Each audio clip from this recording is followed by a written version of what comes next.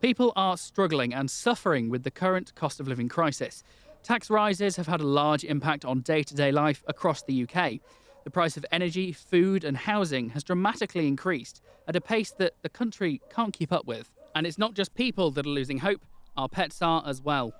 This RSPCA rehoming centre, located in West Norfolk, is overcrowded with animals. The crisis at the RSPCA centre has deepened with the changing times. They are trying to maintain capacity with a long waiting list and to manage their own financing of vet bills and care for the sheltered animals. Compared to 2022, the site's expenditure has increased by £46,000, with the majority of that cost going towards the running and providing the care to the animals. Can you explain your role here at the RSPCA centre? Yeah, so I'm Emily and I am the animal centre manager here. So I look after all of the staff and all of the animals. It's my job to make sure everybody's doing what they're doing and all the animals are okay. What are your thoughts on the centre's struggles with overcrowding? So for the past few months, we have seen a massive increase in the amount of animals that are being given up to us. A lot of people are using it as a reason for giving up their animals. People are saying that obviously they can't afford the cost of feeding their animals.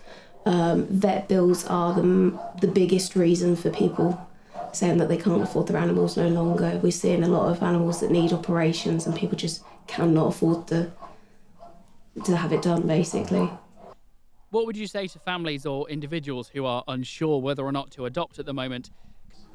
I think the main thing is making sure you've got the finances available if something goes wrong. Obviously, we would recommend people having pet insurance and taking that out.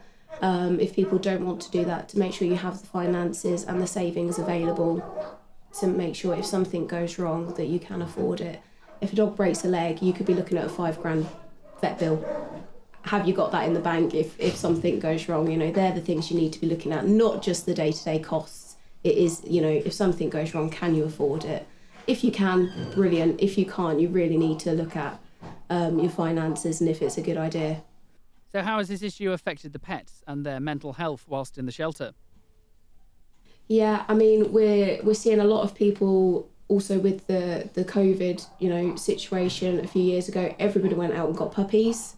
People have been at home with those puppies and these dogs have grown up with people in the home and they're used to people being at home, and now all these people have gone back to work and offices and these dogs are left alone, and we're seeing massive rises in separation anxiety and behaviour issues because of that, which people just were not expecting, and it's had a massive effect. We're seeing a lot of dogs being given up because of those reasons and because people don't now have the time for them, and we're seeing a lot more overcrowding because of that.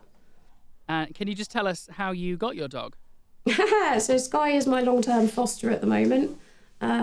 She came into us from the local dog warden. She was absolutely covered in mange, which is a skin infection. She had an ulcerated eye. She was just generally in a very, very bad state of neglect. And I just fell in love with her when I saw her, and she's doing really, really well at the moment. She's just waiting to be spayed and have some entropium surgery on her eyes to fix those, and then she'll be good to go, really.